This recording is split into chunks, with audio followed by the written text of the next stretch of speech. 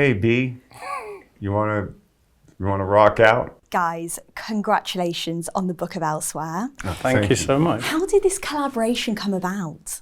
He emailed me. His people emailed my agent, and my agent emailed me, and so on. And it kind of went from there. And we met, and after I'd established that this was a real email, then we sort of went from there, and we met and chatted, and it was really lovely. Yes, it's very lovely. This is inspired by kind of a comic book that I was a part of. And there was the idea of trying to do a novel. And for me, I was like, China Miéville, we'll never get him, but let's try. So we reached out. We happened to be in the same city. So that's right, yeah. So Keanu and his team were sort of saying, well, he's in Berlin at the moment, so we'll have to arrange a meeting. And I was like, okay, well, I'm in Berlin too. So by pure chance, so it was obviously meant to be. And then we had a long chat about the comic. I read the comic, and we talked about possibilities, and it sort of went from there. Sounds like it was fate. Doesn't it? Yeah. Fate. It was meant to be Keanu. Cool. I'm aware if we wrote this, then the editors would be like, no, this is too much. We need to dial this down. You can't both be in the same city. That's it's not plausible. But it was. That's wild. I mean, how would you describe your experience of writing this book? And Keanu, how different is it to the process of preparing for a character for film? I mean, oftentimes with the director, there's a vision for a story, and you collaborate to make that dream a reality. And I wasn't certainly the director of this, but I guess because, I don't know, I guess I'm the generator of this thing, idea of this character and world. So I like to think of myself as a collaborator or a kind of editor, I guess. I wasn't an editor. A font of inspiration. I'm the font of inspiration. I like that. And China was very generous with, what do you call it? The toys, the tools, the toys in the sandbox, the kind of... Yeah, but you're doing what you always do, which is you're making out like I was the generous one. It was the other way around. I mean, because these are his toys. These are Keanu's toys. And so he said, what do you want to do? Yeah. And we figured out... But you were generous because you were like, what for you can I not do? Right. What's canon, which was the comic book. And so I thought that was nice. And then I was like, these are some things, like the history of the main character, the biography, and some things. And then I was like, go do what you do.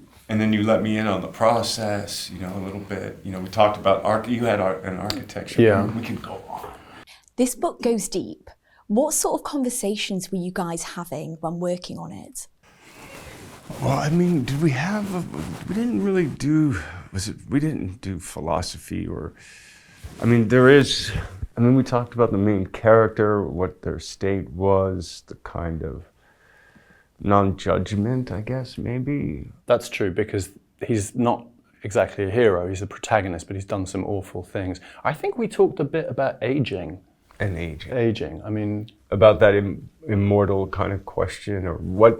I mean, I know I didn't want to have like an exhausted vampire. Yeah. Like, oh, life is just so dull and I can't escape.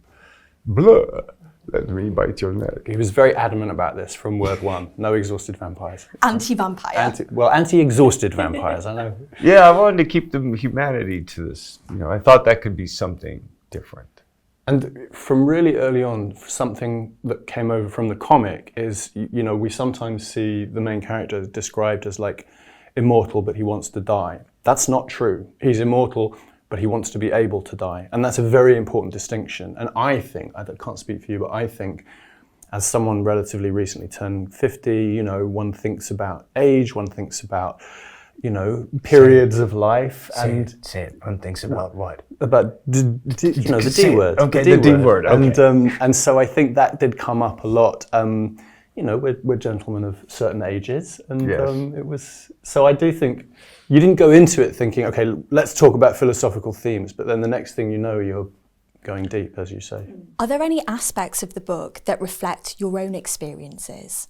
I can't say that I was thinking I'm going to draw on this concrete aspect of my life or of my imagination of Keanu's life, but the way people are in the world. So for me, one of the big things is you don't know yourself and you think you know yourself. And we sort of established this quite early on in the book, like with discussions about Freud and so on. You know, there's also lots of helicopter chases and fights and so on, but this idea that even if you have what feels like great internal clarity, there's always sort of opacities and hidden seas within you.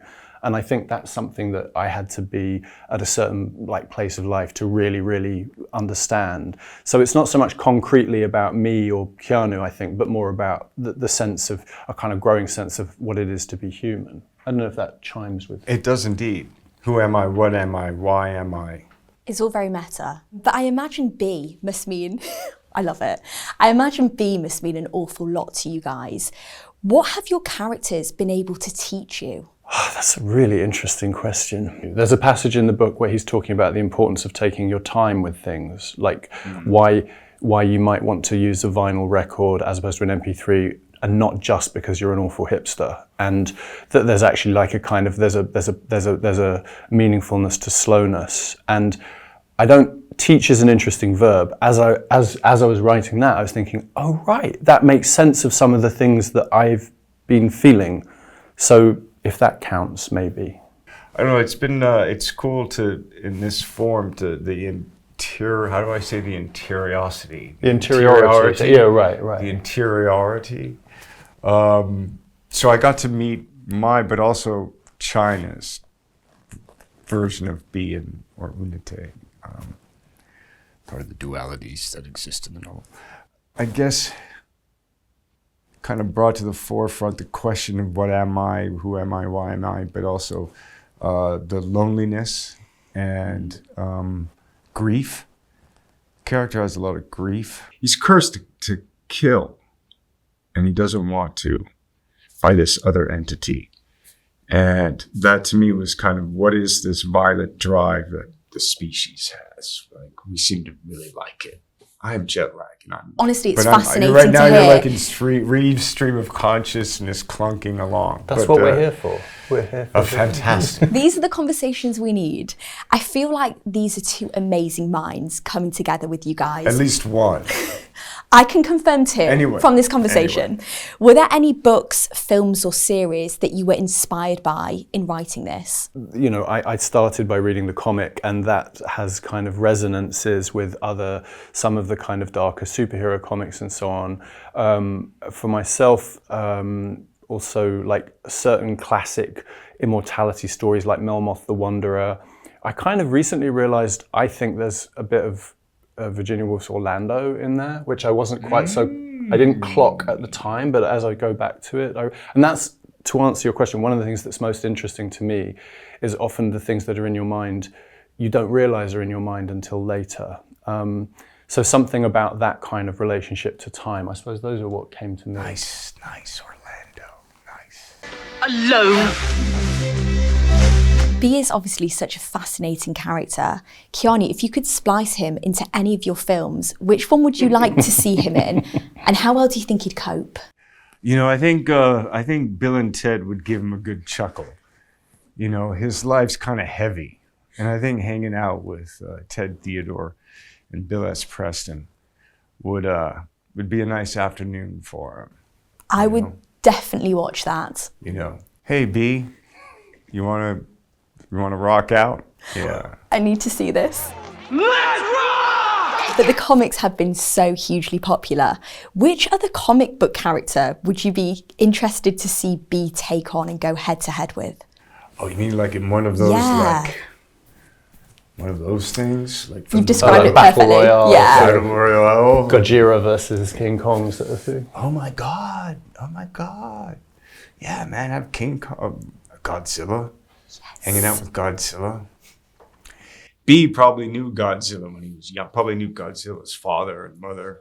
Yeah, they Definitely. wouldn't fight. You just No, say, they'd George, be how you side doing? by Yeah, side. yeah. See, like, see B just be like, I don't know who they'd fight. Personally, I'd like to see them fight. I'd like to see him take on Iron Man because I hate Iron Man so passionately, and he would absolutely destroy him. So, Oh, that's just me. But Stark would do his research. Yeah, he has got no chance. You know he's got no chance. He's got the things. He can fly. He just like go up in the air. Or run away, to put it another way.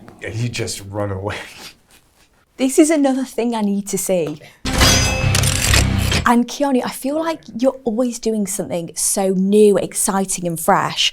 Is there anything that's on your bucket list that you'd love to do in the future that you haven't already? Let's go to outer space. I wouldn't mind going to outer space. See the little blue orb, like looking at it. Be kind of cool. Is there anything for you, China? What's on your bucket list in terms of writing? I'd like to write some tabletop role-playing games. I enjoy those. And Like with the dice? yeah, get my full nerd on. So I think that would be fun to do. What's the name of that game? Well, I can't possibly comment. mean, you know, spoilers. that's true. You know, you'll have to wait Now and we're like, see. whoa, I want to know. I want to invest. Yeah, we'll roll up a character when we've got first draft. I'll tell you then. I'll invest too. All right, you're in. I can't offer much, but I will invest. Thank you guys so much. Huge congratulations on the book and such a pleasure you. chatting to you. And Thanks for your having minds us. are amazing.